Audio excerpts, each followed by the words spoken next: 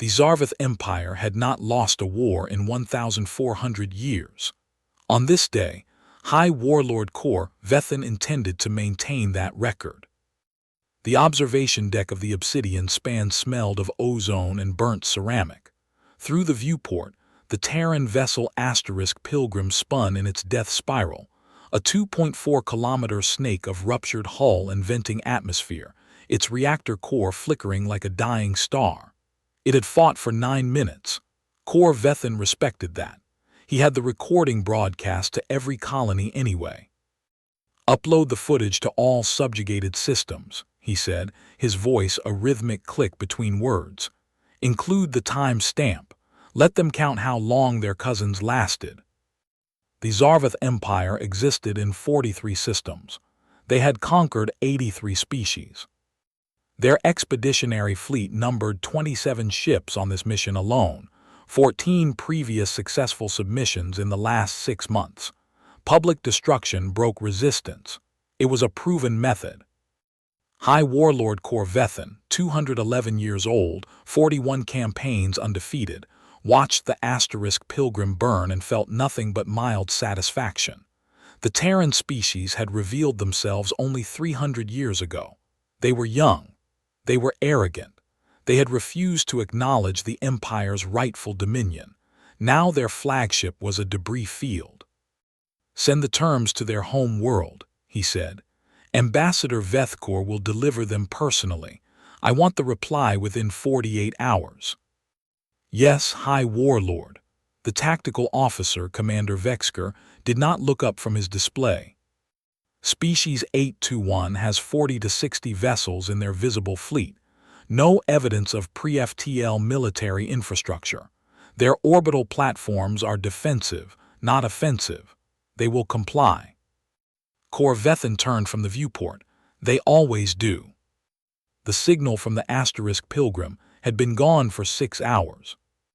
Admiral Sira Wren sat in the Earth Command bunker, a concrete tomb buried 2 kilometers beneath Svalbard, and drank cold tea from a dented steel cup. The tea had been brewed 3 hours ago. She drank it anyway. Her face did not move while she worked. It never had. 31 years of service, and she had learned that stillness was the only thing that held when everything else fell apart. She had survived the Pilgrim S destruction from a shuttle. She had watched 23 years of her life. The ship she had commanded, the crew she had trained, the youngest vessel in humanity's visible fleet, become debris. She watched it again, the recording of the last 9 minutes, and she said nothing. The recording ended. The observation deck of the obsidian span was visible for a single frame. 7 Zarvath officers, each standing at attention while the human ship burned behind them. The High Warlord's face was calm. He had the same look of satisfaction Wren had seen on the faces of every commander who believed they had won.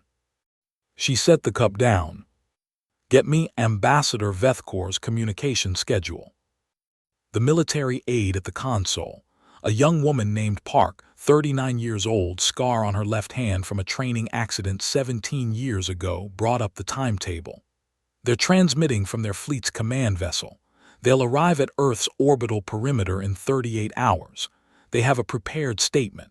Colonial status, asset reduction to 12 vessels, tribute in rare metals. 4 days to accept." Wren nodded. She pulled up the Zarvath file, species 821, prepared by their intelligence bureau. It said, estimated fleet strength, 40-60 vessels. No evidence of pre-FTL military infrastructure. No evidence of hidden shipyards. No evidence of long-term military preparation. It was all correct. She wished they had read the footnote. 38 hours later, the Zarvath ambassador arrived. Ambassador Vethkor was 93 years old, cold, bureaucratic, and had delivered terms to 14 species in the last 6 months. He entered the orbital reception chamber aboard a Zarvath diplomatic vessel, a sleek black pod that locked onto humanity's primary station above Earth. He did not remove his helmet. He did not offer greetings. He opened the seal on the document and spoke. Species 821. You are now a colonial territory of the Zarvath Empire. Your military will be reduced to 12 vessels. Your orbital platforms will be decommissioned. Your tribute will consist of rare metals, 80,000 tons annually, delivered to our fleet at the edge of your system. You have 4 days to accept. The chamber was silent. Admiral Wren stood across from him. She did not raise her voice. She did not move her face. She lifted the dented cup to her lips, drank the cold tea that was still in it, and set it down. The Pilgrim, she said, was our youngest ship. Vethkor's audio translator clicked. It was your flagship. It was our scout. The ambassador paused. He was not used to this. 14 other species had accepted terms. 5 had tried to negotiate. None had corrected his intelligence. You are attempting to negotiate, he said. You are not in a position to do so. You have 27 orbital platforms. You have 3.2 million ground forces. You are insufficient to resist our fleet. I accept the terms, Wren said. Vethkor's translator clicked again. Then why? On one condition. She reached down and touched a panel at her side. Speak to our elders. The ambassador was silent for 3 full seconds. Your elders are extinct, he said. Your species is 300 years old. You have no elders. Wren did not smile. She did not correct him. She only waited. High Warlord Kor, Vethin heard the message on his flagship. Speak to our elders, Ambassador Vethkor transmitted, with a tone of bewilderment. The human admiral says she accepts the terms, but she demands we speak to her elders. She will not elaborate. Kor Vethin turned from the observation deck. The Pilgrim was gone now, only debris remained. He had expected defiance. He had expected a plea, a bargain, a last-minute concession. What he had not expected was *this. Where are the elders? He asked. We don't know. There is no record of any governing body older than their current command structure. There is no evidence of a hidden council. The human admiral is either stalling or what? The tactical officer hesitated. Or she is telling the truth, and our intelligence is incomplete. Kor Vethin's claws tightened on the armrest of his command chair. He was 211 years old. He had never once, in 41 campaigns, been told that his intelligence was incomplete. The Zarvath Empire did not make mistakes. They conquered, they catalogued, they knew everything. Bring the fleet, he said. I will see these elders myself. And if they do not exist, he clicked his jaw, we will burn the rest of their ships. On the surface of the moon, in a vault cut 2 kilometers into the lunar rock, Dr. Serafina Joe pressed her palm to a reader. Authorization, Joe, begin the stillness protocol. The system answered, authorization requires 4 signatures. Wren, Vance, Joe, Park, all 4 must be present. Joe looked at the 3 other people in the vault. Admiral Wren was in the orbital chamber, but her digital signature was already loaded. Commander Elias Vance stood beside Joe, 22 years of training in this vault, a scar on his left hand, his face pale. Captain Yi Park was on a shuttle from the orbital station, but her biometrics were active. Wren accepted, Vance said. I saw the transmission. She did exactly what we planned. Joe nodded. She keyed in the sequence. Activate the stillness protocol. Authorization, Wren, Vance, Joe, Park, all 4 given. The system paused. Then a low hum started somewhere deep in the lunar rock. Wake them, Vance said. In the Uit cloud, 2.3 light-years from Earth, the energy signature bloomed. It was not a single signature. It was 1,200 signatures, each one distinct, each one growing as reactors cold-soaked for millennia reached critical temperature. The Zarvath fleet detected it at 08:47 fleet time. The tactical officer, Commander Vexker, stared at his display for 3 full seconds before he spoke. High Warlord, we're reading 1,200 ships at the edge of the system. Kor Vethin turned from the observation deck. That's impossible. Each ship is 43 kilometers. They have power signatures consistent with ships 4 times larger than our flagship. They've been waiting. The power readings are cold. They were in thermal silence. They only just woke up. Vethin crossed the bridge in 3 strides. He stared at the display. 1,200 red dots, each one larger than anything in the Zarvith fleet. His claws gripped the edge of the console.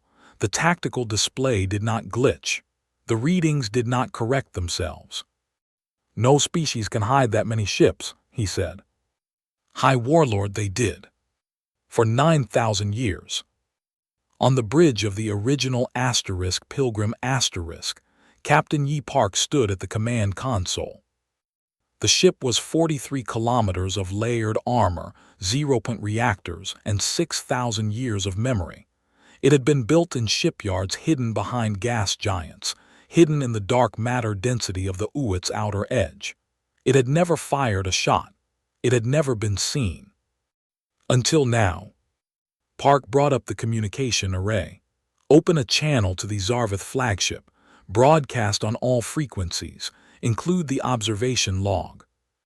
On the Zarvith bridge, the display filled with data. It was not a weapon. It was not a threat.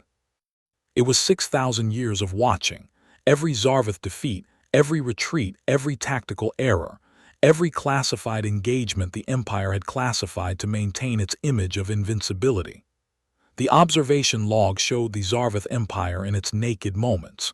The retreat from Sarkoth, the massacre of the Valley, the failed invasion of the Ikorite swarm, the assassination of Admiral Tethvar, the loss of the Black Fleet. Vethin stared at the display. His face was cold. He had never seen his Empire's own classified documents laid out like this. "This is not a fleet," he whispered. "It's a verdict." Park's voice came through the speakers. "High Warlord, you destroyed a ship built 400 years ago. You have never faced a species that planned for 9,000 years. You have 12 hours to withdraw from human space. After that, we will begin the audit in person." The Zarvith fleet withdrew without firing a single shot.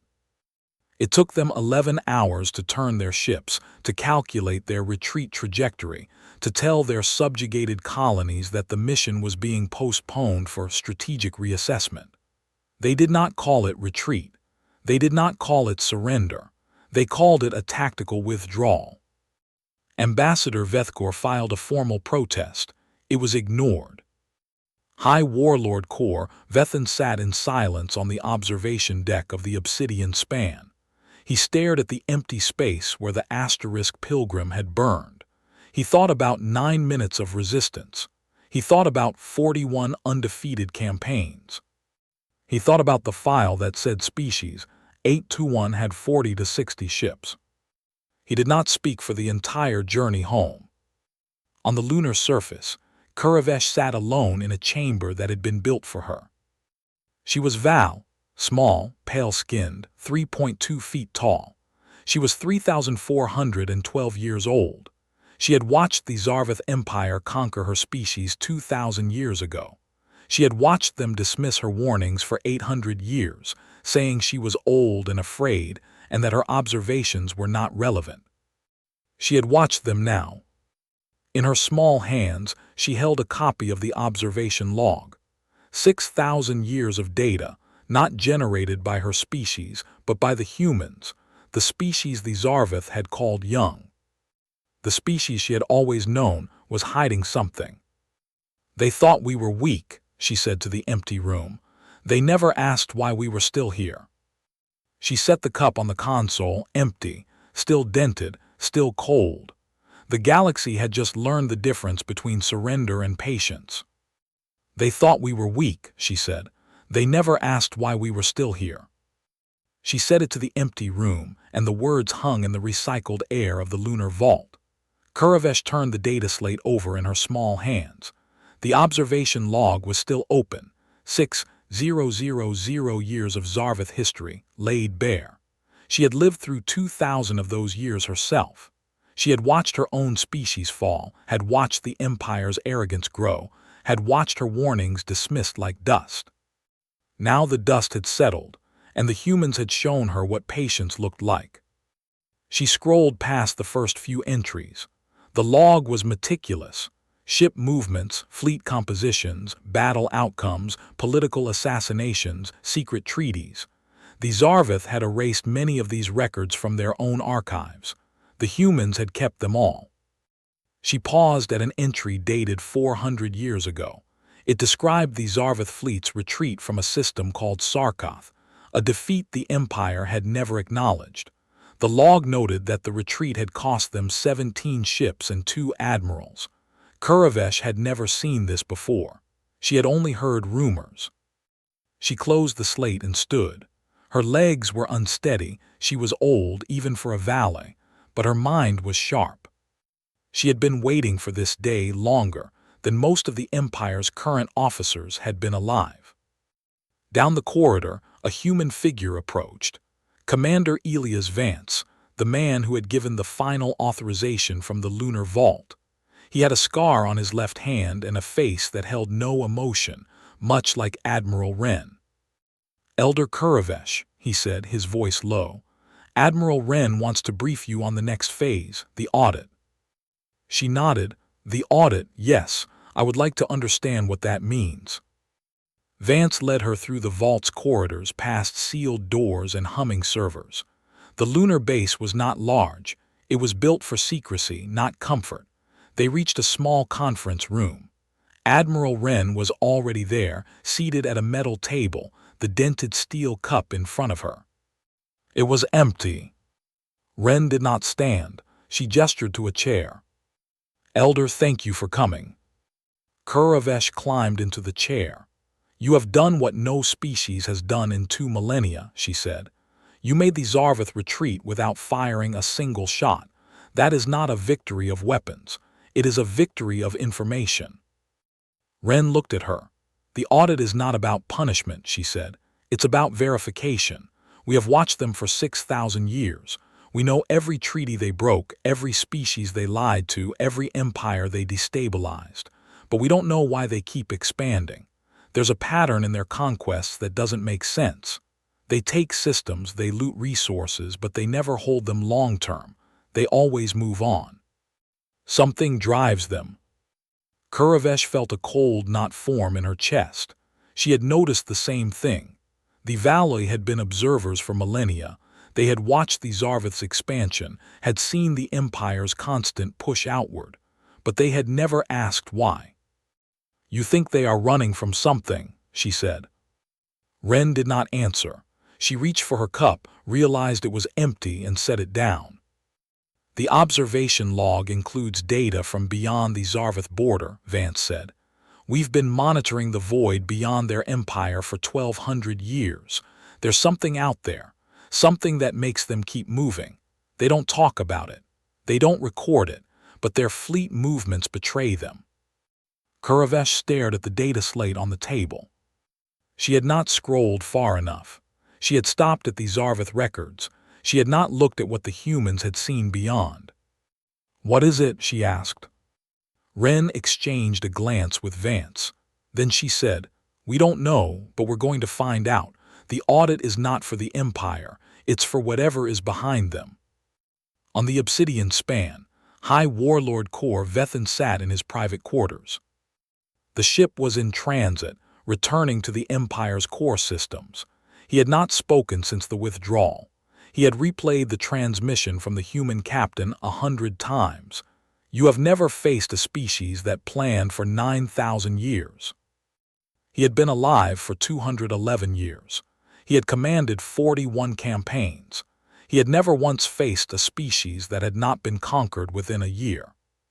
He pulled up the intelligence file on Species 821 again. He stared at the line, estimated fleet strength, 40-60 vessels. He knew now that the file was correct for the visible fleet and completely wrong about everything else. His communicator chimed. It was the conclave of elders summoning him for an immediate debriefing. He would have to explain why he had retreated.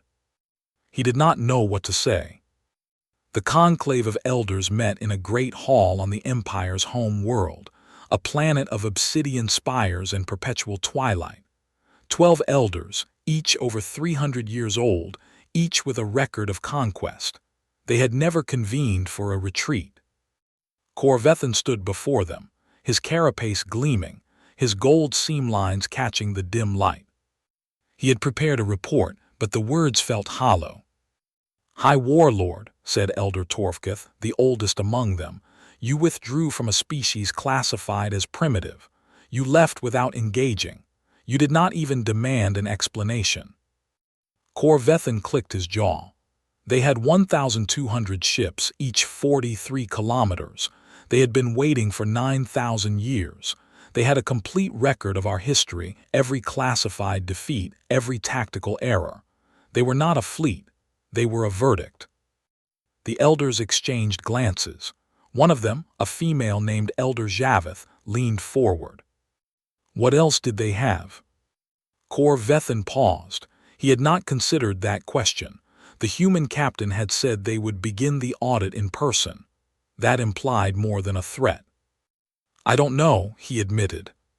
"But they did not fire. They could have destroyed us. They chose not to. That is not the behavior of a species seeking revenge." Elder Torfkith's mandibles clicked. "Then what is it?" No one answered. In the Valley Enclave, hidden in a small asteroid belt near the edge of human space, the elders of Kuravesh's species listened to her report. She had transmitted the observation log, the portions that pertained to the valley.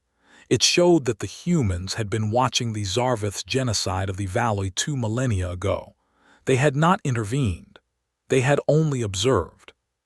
"Why did they not help us?" asked Elder Sorveth, a younger valley, barely 900 years old. Kuravesh's voice was soft. "Because they were not ready, because they were still watching. Because they understood that intervention without knowledge is just another kind of war." Sorveth frowned. "And now they are ready. Now they are ready to ask questions. The audit is not punishment. It is investigation. The humans want to know what the Zarveth are afraid of." The elders fell silent. The valley had survived through stillness, through hiding, through observation. They had never asked why the Zarveth conquered. They had only tried to avoid being conquered. Kuravesh thought about the teacup, the human admiral's cup, dented and cold. She understood now why the admiral drank cold tea. It was a reminder: patience does not need warmth. It only needs time. On Earth, Admiral Wren stood in the command bunker, staring at a holographic map of the galaxy. The map showed the Zarveth Empire in red, their territory stretching across 43 systems. Beyond their border, a vast dark region, unclaimed, uncharted. The humans had probes there, silent and slow. They had been sending them for 1,200 years. The probes had detected something: gravitational anomalies, energy signatures that did not match any known source, signals that repeated in patterns, patterns that suggested intelligence. Wren had not shared this with anyone outside her inner circle, not yet. She lifted the dented cup to her lips. It was empty. She set it down. "Vance," she said, "prepare the Pilgrim for a long-range mission. Full crew, we're going to find out what's out there." Kuravesh received the invitation 2 days later. Admiral Wren had requested her presence on the Pilgrim, the original Pilgrim, the 43-kilometer warship that had been waiting for 9,000 years. Kuravesh was to join the human delegation for the first phase of the audit. She accepted without hesitation. When she stepped onto the bridge of the Pilgrim, she felt the hum of the reactors beneath her feet. The ship was alive, ancient, patient, powerful. Captain Park stood at the command console, her scarred hand resting on the navigation panel. "Elder Kuravesh," Park said, "welcome, we have much to discuss." Kuravesh looked at the viewscreen. The Uit cloud stretched endlessly, a scattering of icy bodies and frozen darkness. Somewhere beyond that, the Zarveth border, and beyond that, the unknown. "We are going beyond their empire," she said. That is the audit. Park nodded. We have watched them for 6,000 years. We know everything they have done, but we don't know what they are running from. That's what we need to find. Kuravesh thought about the centuries of warnings she had given, dismissed by the Zarveth. She thought about the humans who had watched in silence, preparing for this moment. They never asked why, she said. They never asked why we were still here. They never asked why the valley survived. They only saw weakness. Park smiled, a rare thing. We saw patience, and we saw the data. Your warnings were correct, Elder. You have been correct for 800 years. But the Empire was not listening. Kuravesh felt a weight lift from her chest, a weight she had carried for centuries. She was not dismissed anymore. She was seen. When do we leave? She asked. Park turned to the console. As soon as the last of the fleet is provisioned, 12 hours. 12 hours later, the Pilgrim's reactors hummed at full power. The ship detached from its moorings in the Uit cloud and began its slow acceleration toward the edge of the system. On the bridge, Kuravesh stood beside Admiral Wren, who had arrived via shuttle. Wren held the dented cup in her hand. She had brought it with her. The cup is empty, Kuravesh observed. Wren looked at it. It's always empty, that's the point. Kuravesh nodded. She understood. The viewscreen showed the stars shifting as the ship moved. The Zarveth Empire lay ahead, a red smear on the map. Beyond that, the dark region, the unknown. I have a question, Kuravesh said. Wren turned to her. After 6,000 years of watching, why are you only acting now? Wren was silent for a moment. Then she said, because we finally have enough data, because the pattern is complete. We know what they are afraid of, we just don't know what it is. Kuravesh felt a chill. You think the Zarveth are a symptom, not a cause. Wren nodded. They conquered 83 species. They expanded relentlessly. They never stopped. That's not conquest, that's flight. The ship continued its journey. The Uit cloud fell away. The dark region grew closer. And Kuravesh realized that the humans had been counting something far larger than she had ever imagined. They were not just counting the Zarveth's defeats. They were counting the distance to whatever lay beyond. And they were almost there. The conclave of elders added a new line to the file on Species 821. It read, "Do not engage. Further observation recommended." Kuravesh read the file through a human data slate and thought of centuries of warnings dismissed. She put the slate down. She was not done counting. And neither, she realized, were the humans. The Pilgrim crossed the Zarveth border at 09:47 fleet time. No one fired. No one hailed them. No one even noticed. Captain Park had the ship in stealth mode, thermal dampeners, emissions masking, a full radiation shadow. The Zarveth border stations were old, undermanned, and uninterested. They had been watching outward, not inward. They never expected anyone to come from the Uit cloud. On the bridge, Admiral Wren stood at the tactical display. The map showed the Zarveth Empire in red, 43 systems stretched across a spiral arm. Beyond them, the dark region, an area of space where no known species had ever returned from. What did your probes find? Kuravesh asked. Her voice was soft, but it carried. Wren did not look away from the display. Gravitational anomalies, energy signatures that don't match any known source, patterns that repeat, intelligently. Intelligent, Kuravesh repeated. You are saying there is something beyond the Empire. I'm saying there is something the Empire is terrified of. And I'm saying they have been running from it for 6,000 years. The bridge went silent. Commander Vance, standing at the engineering console, looked up. Admiral, the probes detected something else, something we didn't expect. Wren turned. What? Vance tapped his console. The display shifted, showing a region of space just beyond the Zarveth's outermost colony. It was a graveyard. Hundreds of destroyed ships, debris fields, the remnants of what looked like a fleet, but not Zarveth. The hull fragments were old, ancient, some of them tens of thousands of years old. That's not from the Empire, Park said. They didn't build those. Kuravesh leaned forward. She had seen this kind of debris before in the records of her own people, passed down through oral tradition. The valley had a word for it, Kethvar *, meaning the place where the old ones died. There were species before the Zarveth, she said. We always assumed they were conquered, but maybe they were not conquered, maybe they were consumed. Ren looked at her, consumed by what? Kuravesh shook her head. I do not know, the valley have no records, only memory, and memory is unreliable. Ren turned to the view screen. The dark region loomed ahead, empty and silent, but it was not empty, something was there, she could feel it. Vance, she said, bring us closer, slowly.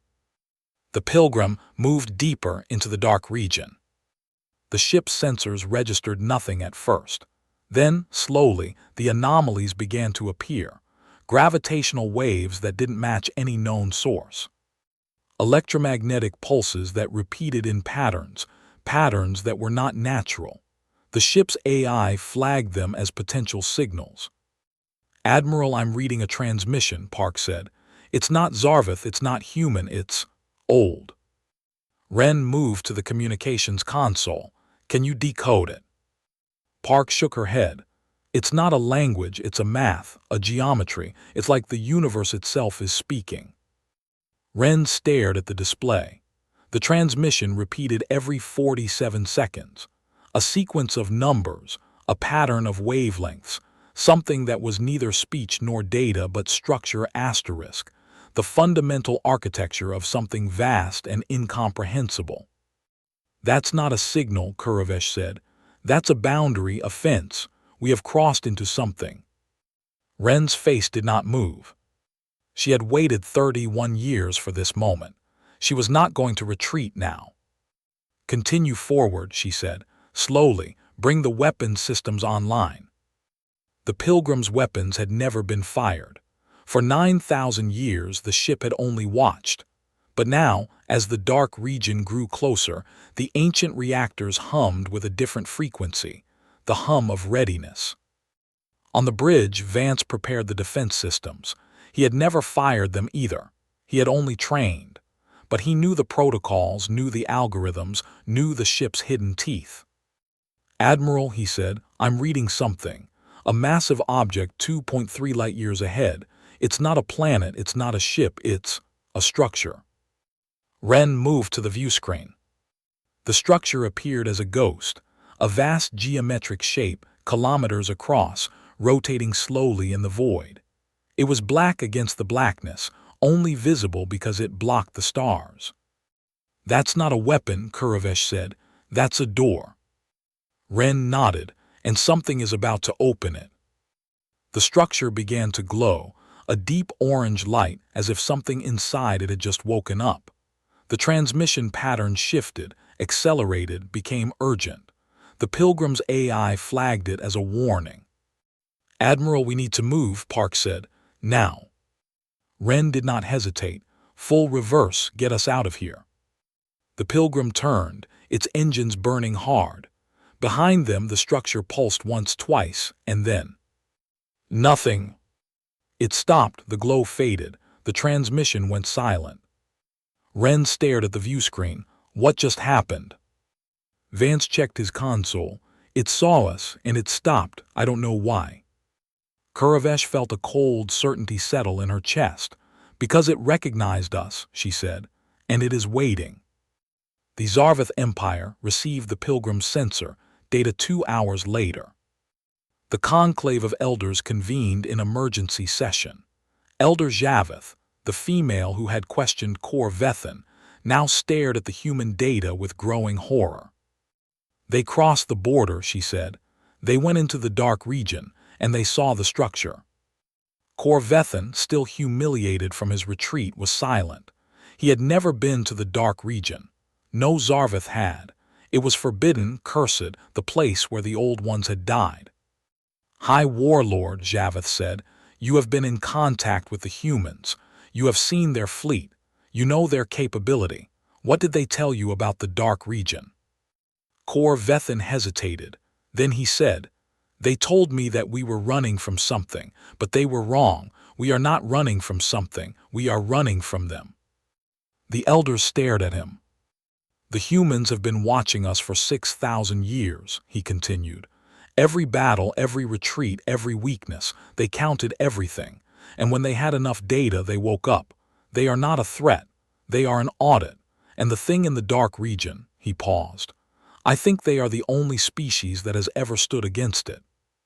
Elder Torfkith leaned forward. "What are you saying?" Kor Vethin clicked his jaw. "I am saying that the Empire made a mistake. We thought species 821 was a primitive species to be conquered. It was not. It was a species that has been preparing for 9,000 years, not to conquer us but to protect us." The hall fell silent. "The dark region is not a void," Kor Vethin said. "It is a waiting room, and the thing that lives there has been waiting for a species like us to be ready. The humans are ready. We are not." On the Pilgrim, Kuravesh sat alone in her quarters. The teacup was in her hands, Ren's cup, the dented one, cold and empty. Ren had given it to her as a gesture of trust. Kuravesh turned it over, studying the dents, the worn steel, the lid that didn't seal properly. She thought about the structure in the dark region. She thought about the transmission pattern.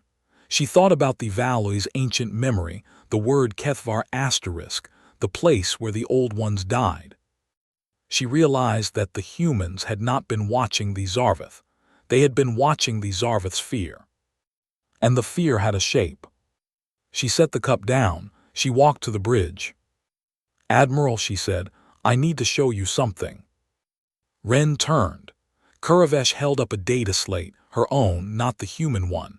It contained the Valley oral tradition, transcribed into a digital format. "The Valley were nearly exterminated 2 millennia ago," Kuravesh said.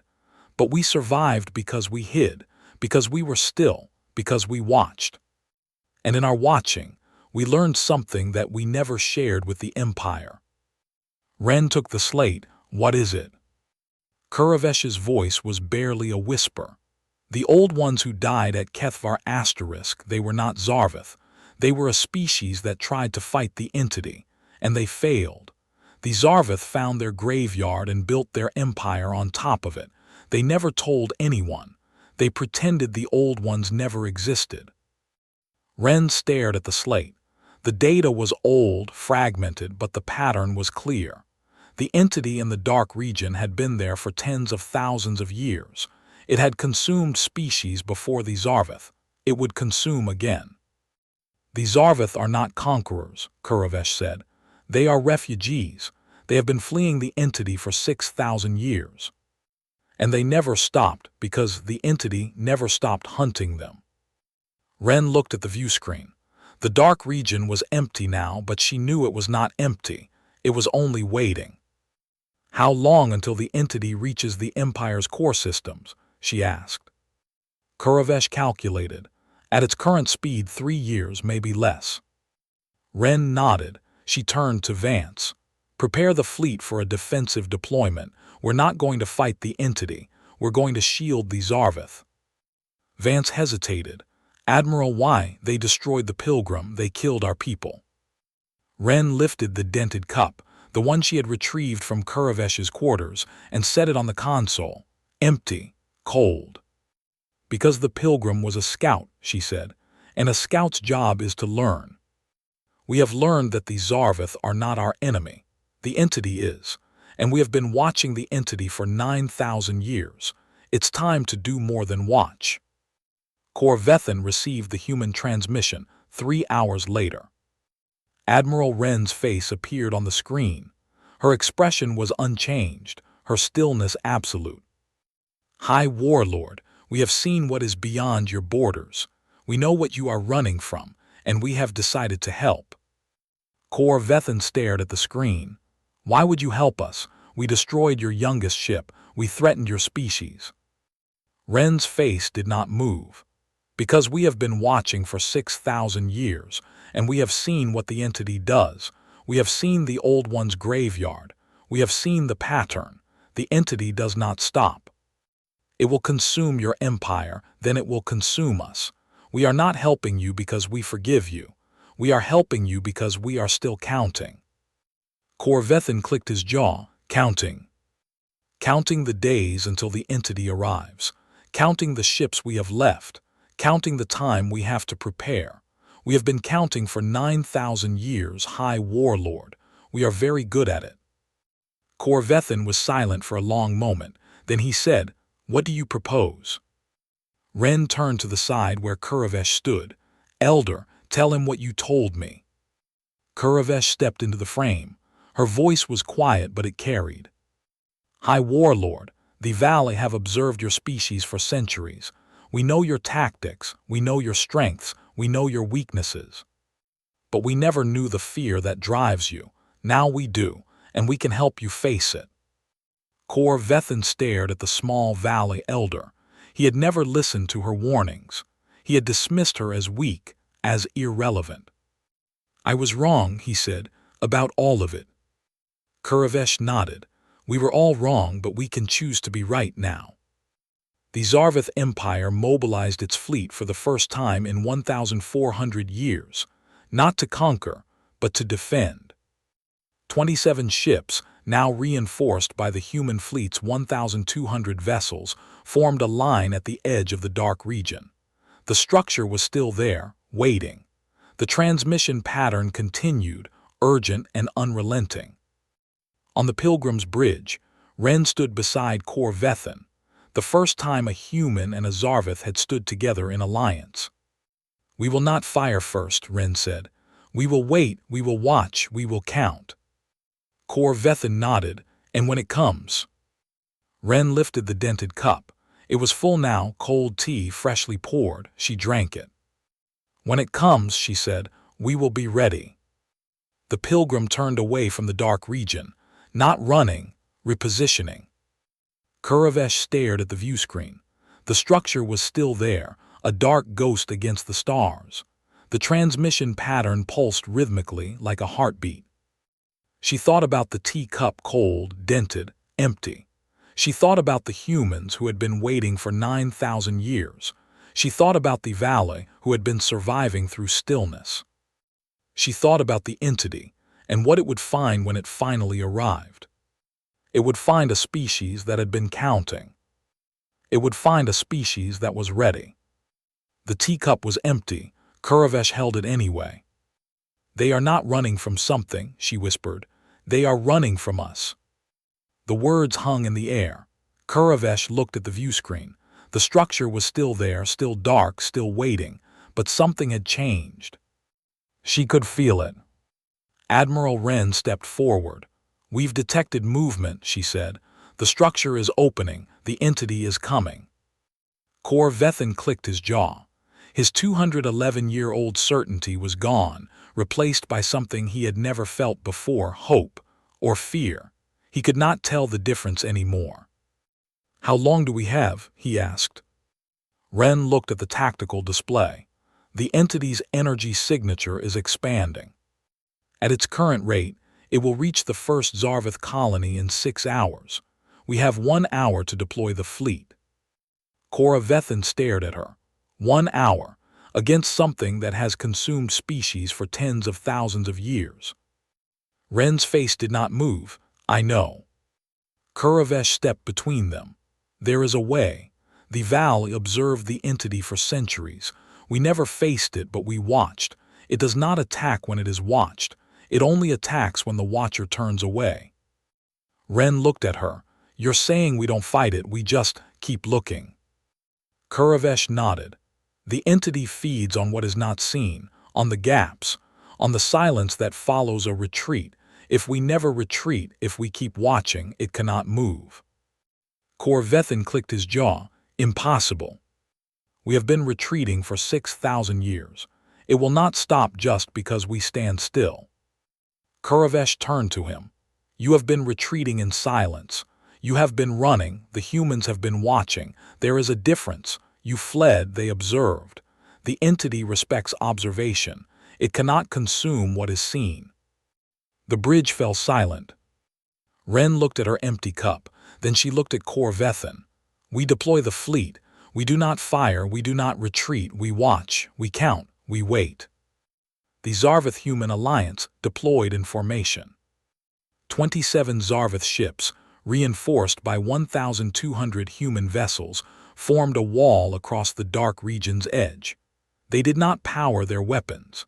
They did not calculate firing solutions. They opened every sensor array, every telescopic lens, every observation drone they possessed. They turned the entire region into a single, massive camera. Kor Vethin stood on the bridge of the obsidian span, flanked by his officers. On the screen, the human fleet's 1,200 dots glowed blue, patient, still, watching. They are not moving, Commander Vexker said. They are just there. Kor Vethin said nothing. He was looking at the structure. It opened. The glow returned, deep orange, then white, then a color beyond color. A shape emerged from the center of the geometric structure. It was not a ship. It was not a creature. It was a presence, a weight, a gravitational pull that made the stars behind it wobble. The entity was immense. It filled the view screen, a shifting mass of darkness and light, pulsing with a rhythm that matched the transmission pattern. Kor Vethin felt his claws grip the armrest. He had never seen it. No Zarvith had. They had only fled from it. Hold position, he said, his voice steady. Do not fire, do not retreat. The entity paused. It seemed to turn, to look at the Zarvith fleet, then at the human fleet. It moved toward the human line. Admiral Wren's voice came over the channel. All human vessels lock sensors. Do not break observation. Do not blink. Captain Park's voice followed. Pilgrim, full sensor sweep. Every frequency, every wavelength. Let it see us seeing it. The entity slowed. It hovered at the edge of the human fleet, its pulsing rhythm accelerating. Then it stopped. Kuravesh watched from the Pilgrim's bridge. She understood what was happening. The entity had never encountered a species that did not run. It had never encountered a species that looked back. It doesn't know what to do, she whispered. It has never been seen before. Wren turned to her. Are you certain? Kuravesh nodded. The Valley observed it from a distance. We never got this close, but the pattern is clear. It hunts in the dark. It feeds on what is unseen. If we shine a light, it cannot feed. Wren lifted her cup. Cold, empty, she set it down. All vessels, she said, hold watch count. The entity pulsed once, twice, 3 times. Then it began to shrink. Elder Zavith's suicide fleet received the order at 03, 12 fleet time. She had been preparing to ram the structure, to sacrifice herself and her crew in a final act of defiance. But the order was not a command to attack. It was a command to observe. Hold position, the transmission said. Do not fire, do not retreat. Watch. Zavith stared at the screen. The entity was shrinking. It was pulling back into the structure. It was retreating. She had never seen anything retreat from the Zarvith. She had never seen the Empire's fear undone by stillness. Stand down, she said to her officers. We watch. The structure closed. The deep orange glow faded. The transmission pattern slowed, became a whisper, then vanished. The entity was gone, not destroyed, not defeated, but repelled, by the simple act of being seen. Kor Vethin stared at the empty space where the entity had been. He had not fired a single shot. He had not lost a single ship. He had not retreated. He had faced it, and it had left. He turned to his tactical officer. What did we just do? Vexker's voice was shaking. We watched it, and it could not handle being watched. Kor Vethin sat in his chair. He thought about 41 undefeated campaigns. He thought about the Empire's 1,400-year war record. He thought about the file on Species 821 that had said 40-60 vessels. He had been wrong about everything. He keyed the channel to the Pilgrim. Admiral Wren, he said, I owe you an apology. Ren's face appeared on the screen. You owe me nothing, High Warlord. You did what you had to do. We all did. Cora Vethin nodded. What happens now? Ren looked at the dented cup in her hand. She set it down. Now we build, she said. We have been watching for 9,000 years. It is time to do more than watch. Kuravesh walked to the pilgrim's observation deck. The view stretched infinitely, stars, dust, the thin thread of the Zarvith Empire's furthest colony. The structure was gone, collapsed back into its geometric geometry, dormant. She thought about the valley's 3,412 years of survival. She thought about the 800 years of warnings she had given, dismissed. She thought about the humans, who had been counting the silence all along. She turned to find Admiral Ren beside her. You did well, Ren said. Kuravesh shook her head. I did nothing, I only watched. Ren smiled, a rare thing. That's more than most can say. Kuravesh looked at the cup in Ren's hand. It was empty, cold, dente. Will you ever drink warm tea? Kuravesh asked. Ren looked at the cup. I tried once, 23 years ago, before the Battle of Titan Ridge. I was standing on the bridge of the Defiant and I had just poured a fresh cup. Then the attack came. The cup fell. The tea spilled. I never got another warm cup. Kuravesh was silent. I keep this one, Ren continued, because it reminds me that things break, things spill, things get cold, but they don't stop existing. You just have to adapt. Kuravesh nodded. She understood. The entity will return, she said. Ren nodded. It always does, but next time. Next time, Kuravesh said, we will be ready. The conclave of elders met one final time. Cora Vethin stood before them. His 211-year-old certainty was gone, replaced by something quieter, something that might have been wisdom. We were wrong about species 821, he said. We were wrong about the valley. We were wrong about the entity. We have been running for 6,000 years. It is time to stop. Elder Torvkith stared at him. And what do you propose? Cora Vethin clicked his jaw. We make peace. We build, we watch, we learn. The humans have shown us that patience is not weakness. It is the only thing that survives. The elders were silent. Elder Javith, who had prepared her suicide fleet, spoke first. I agree. Elder Torvkith hesitated, then he nodded. The Empire had changed. Kuravesh sat in her quarters on the Pilgrim. The ship was returning to the Uit Cloud, its mission complete. She held the dented cup. Ren had given it to her, a gift, a symbol. She set it on the table, empty, cold, dente. She thought about everything she had seen, the entity's retreat, the Empire's surrender, the humans' patience. She thought about the silence, the 9,000-year silence that no one had counted. She had counted it. She had been there. Admiral Ren stood on the bridge of the Pilgrim, watching the stars. Captain Park was at the console, her scarred hand resting on the navigation panel. Commander Vance stood beside her. The data is complete, Vance said. We have a full record of the entity's movement patterns. We know its cycle. We know its vulnerabilities. We know its history. Ren nodded. Good. Send the data to the Zarvith. They need to know what they're facing. Park looked up. Admiral, what happens now? The entity retreated, but it's still out there. It will come back. Ren turned to the view screen. I know, and when it does we will be here, watching, counting, waiting. She lifted the cup to her lips. The tea was warm, she blinked. She had not expected that. She lowered the cup, stared at it and set it down. The tea was warm. Kuravesh watched the stars through the observation deck. The valley's hidden asteroid belt was ahead, her home, her people, her centuries of survival. She would return with new knowledge.